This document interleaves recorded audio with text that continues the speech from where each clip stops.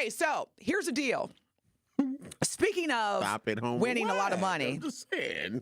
we've got a special, and I mean special guest who is dialing in. We're going to see him on our YouTube board here in a second. He is joining us all the way, and this is live, y'all, from Taiwan in China. He is the founder and owner of the Travel Junkees. Now, this is a organization, company that is built of a team of a variety of business leaders across the nation who have a passion for traveling, empowering communities, as well as giving people that typically would not have just nowhere to start to experience the world. And I've actually been on a group travel trip with Travel Junkees. Okay. One of the best experiences in my life. And that's actually how I first started or got introduced to travel. So without further ado, calling in and joining us on our video channel, Travel Junkees founder and owner, Craig Henry. Good morning, Craig. You're with Homer and Morning, DT. Craig Henry. Good morning. Good morning. Can you guys hear me okay? We can hear and see you. How are you? Okay. All right. How's it? And slight correction. I am Please. not in Taiwan any longer. I am in South Korea. So Oh, that's when you know you bad. That's when you know you bad. Oh, excuse me. I'm no longer in Taiwan. I'm not in South Taiwan. Korea. Get it right. You know. Right? Look, whatever you say, Craig, we're living You in fly, your world. brother. You fly. Right? So let me just share why Craig is on our show today, Homer. A lot of us have been considering whether or not we want to stay in the United States. That's one. A lot of us are also saying that, you know what? It's a whole lot better on the other side than it is here. I may have to just get up and go pack. And I was having this conversation with Craig, and Craig was like, you know what?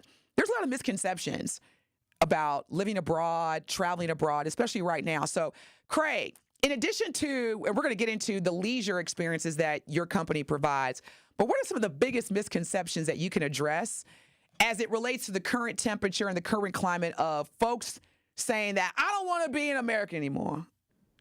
I don't want to live here I anymore. think yeah. I think one of the biggest misconceptions is tourist area versus the local area. And also too, some simple as running water. People say that they want to live certain places, but then when they go to those places and realize, wait a minute, my shower is not hot, or the power goes out at just random times a day for like 2-3 hours at a time and stuff like that, then you realize sometimes how good you got it in America. So I think those are some of the biggest misconceptions. Obviously, you have to, lend that to like a lot with the explosion of social media and a lot of influencers. They'll go out and they'll show you all the good. They'll show you the flying dresses. They'll show you like the best resorts and all of that stuff like that. But nobody takes you into the neighborhood so you can see how living really is. And so I think that's one of the biggest misconceptions. Social media will have you thinking it's peaches, rainbows, and roses, when in reality is no running water, is no hot water, and it's blackouts. How is it in those in those local communities? Well, people make it work, Homer. That's one of the things that I will say about when you travel. You get a newfound respect for people when you go see other cultures, because you realize when you go to some of these second and third world countries that people don't have a lot.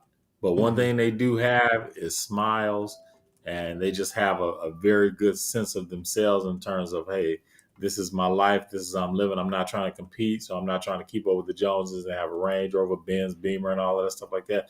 I got everything I need right here. I got a roof over my head. I got some water, or I got access to go down to the well to get some water and all of that stuff like that. And they love it. So, like I said, when you go into a lot of these local communities, you'll be surprised at how people are living, and then you'll be surprised at how they react to how they're living, how So they're living. you're listening to Craig Henry, who is founder and owner of the Travel Junkees company. Before we get into leisure travel, also wanted to ask you, Craig, because a lot of folks right now are looking into their passport, visa, and travel authorization.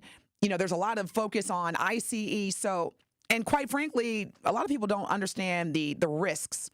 And so, as you travel all over the world frequently, what are some things that people should be aware of as it relates to traveling international, For those that are considering dual citizenship, is that something that should they even be trying to apply for as it relates to? Because I think Trump just issued an HE-1B fine or Yeah, cost. the Yeah. HB1 visa. Yeah, yeah. So can you talk to us about folks that are thinking about, hey, applying for a passport or considering dual citizenship, visas? Where are we at right now with that from your lens? Well, I think you brought up some good points. So let me address it like this. Number one, if you don't have a passport, I believe everybody you should go get one if you can, because I mean the education that you'll get outside of your bubble in terms of like the United States is phenomenal. I mean, you'll just start learning things that you never even thought about. As a matter of fact, you'll have to unlearn a lot of things as well too once you start seeing things outside of the world. So number one, if you don't have a passport and you have the ability to get one, please go get one and travel. Number two, dual citizenship. That could help in certain circumstances. So for example, how like sometimes you have a lot of people that may be children of immigrants. So like let's say your parents may be from Guatemala or Colombia or Costa Rica, but you were born in the States. And you know how that goes. So you're here in the States and you're doing your life here, but your parents, aunties, uncles, and all that, they're still at home in Costa Rica, Guatemala, and all of that. Well, in a situation like that, that might benefit a person that may need to get dual citizenship because you need to go back and forth to different countries, to both of those countries quite often, because you got parents, you got family over there. And what that dual citizenship allows you to do is it allows you to freely enter that country and just kind of roam around with no issues. So I'll give you a perfect example.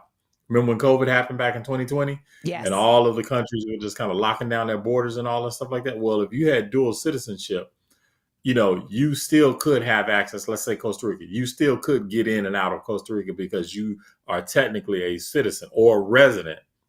So as a resident, having residency, they couldn't deny you entry because that is, you're a resident there or you have citizenship. So that's one of the benefits of having residency or dual citizenship. Another benefit, obviously, there's some financial benefit for it, So there are a lot of wealthy individuals right there because that's the key word. Yeah. We're going to take a break. You're listening to Craig Henry, founder and owner of the Travel Junkees. There's a lot of us right now that are considering traveling abroad, visa and travel authorization. Are there any security risk or travel issues that we should be concerned about getting back into the U.S.? So we've got the Travel Junkie founder and owner himself. We're going to take a break and we're going to get into what other things that we should be aware of or even concerned about or even consider as it relates to traveling and even living abroad, because more of us are thinking about that every day. Live from the American Family Insurance Studio. Now let's go back to our guest.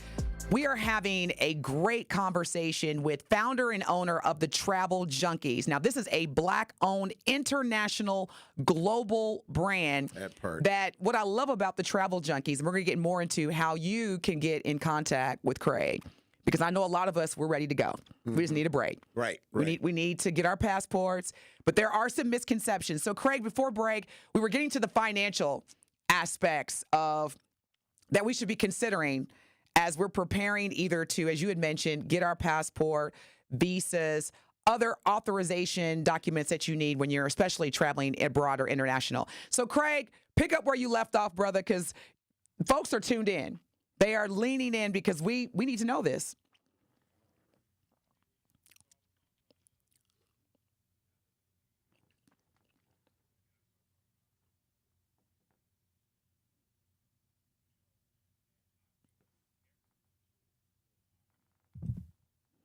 Residency outside the United States or maybe even some citizenship. Now, also, too, there are some things that come along with that. When you're talking citizenship or residency, there's some monetary stipulation that comes along with that, especially with citizenship.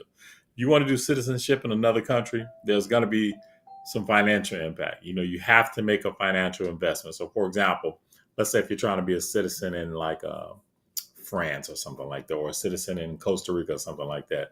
Those governments want you to put up like a significant investment, sometimes $75,000, sometimes $150,000, just to be able to get your citizenship. There are also other ways around that. So, for example, if you're trying to do residency again in some of these countries, let's say like Colombia, Costa Rica, some other Central and South American countries, you can do what's called a retirement visa. So like if you're a person that worked for like, let's say NYPD, or you worked for JCPenney and Sears or Montgomery Ward, and you retired, well, then you can use your retirement as your way into the country to get residency. There's Mm. also, you can put like some countries you can put as low as like $60,000, $65,000 in the bank, let it sit, and then they'll allow you to get residency. Or you can just go the old fashioned way, just marry a local, and you can become a resident There that you way. go. So it's all types of ways That's Yeah, that you can yeah, become I a wanna do resident that. wherever Let's you do the local thing. Yeah, let's do do the local thing. All this that. 75,000, Because everything else sounded too. 150,000. Yeah, black folks ain't got time for We all there, that. Look, we we just there. want to get to the east. So yeah, find you a. I'm just playing. I'm just playing, Craig. Yes. They Craig, won are that, you they won already that married? lotto. Because I'm sure somebody could say, well, I'm going to marry Craig because Craig got the hookup. Yeah, Craig, are you Right. married? Of course I am. You know what I mean? Actually, I've met Ladies, Craig's I wife. tried. Right. Ladies, he's off the market and Yeah. she is beautiful. I can so get, and intelligent. So I get why Craig, but we're digressing. So Craig, here's the thing. From your lens, because you have traveled literally, your global footprint, it exceeds way beyond mine. Mm-hmm.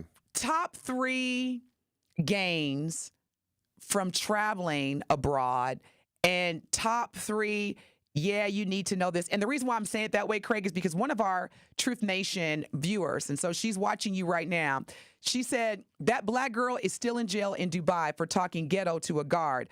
Bet she's regretting going verbally toxic in a country that don't play that.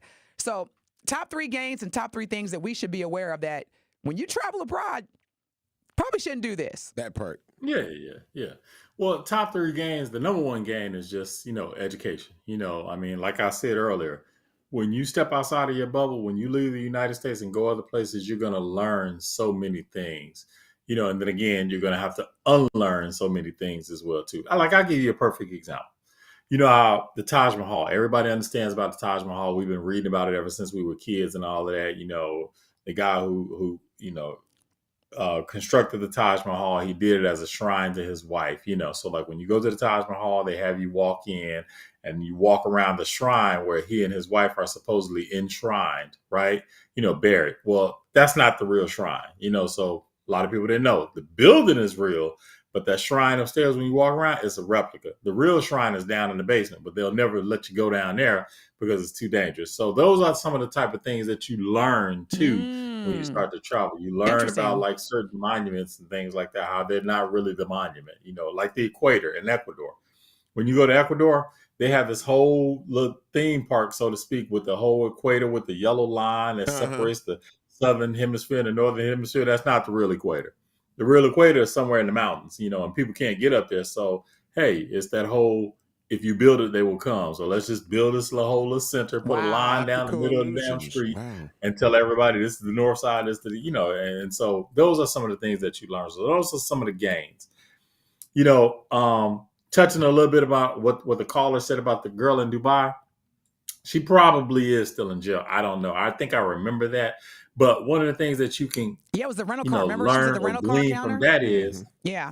one of the things that you can learn or glean from that is just making sure that you learn a little bit about customs when you go to certain places, because everybody is not going to be on your same sheet of music from wherever you may be from. So, it behooves you when you go to Dubai or when you go to, Kathmandu or when you go to Malaysia, learn a little bit about their customs so you don't find yourself out there inadvertently doing something that you're not supposed Craig, to do. let me ask you this. So let's just say Homer and I, we've been invited to broadcast live from Budapest. How do we find out? Where do we go to learn about the do's and the don'ts of traveling? And just from your experience, so since the new administration has taken leadership over the U.S., I shouldn't say over, but that's what it feels like sometimes. Yep. And you have your U.S. passport. How are other countries responding to travelers like yourself when you enter customs and you show them that you have a U.S. passport? So has there been any pushback or, hey, you're an American, you come over here? Or is it still pretty much the same in terms of how people are receiving Americans who are visiting other countries? And that's a very great question. I mean, to answer your question point blank, people are still receiving other countries are still receiving people with American passports with no problem. There's a group Good. out there called the Henley Group. It's a consulting agency, and they specialize in helping high net worth individuals relocate to different countries, right? But they also put out a passport power index ranking every year. The new one that just came out a few weeks ago, it has the U.S. passport ranked at number 10 in terms of like the most powerful passport. I think like Singapore or Japan or something was number 1 and 2, but United States is number 10. Now, to a lot of people, that just means a lot of cap on the internet. Oh, our passport is losing power. But to a lot of folks that travel, it doesn't really mean anything. You can go to certain places and you flash your passport and they'll move out of your way. So I mean, I don't love get it. caught That's up good to know. sometimes don't get caught up sometimes in the whole social media thing where like, oh, our power ranking is dropping. It really means nothing to you as the novice or the just recreational traveler. It may mean something to those high net worth individuals that want to make a significant investment in that country to get citizenship. But again, for the regular travelers, it doesn't mean too much to you.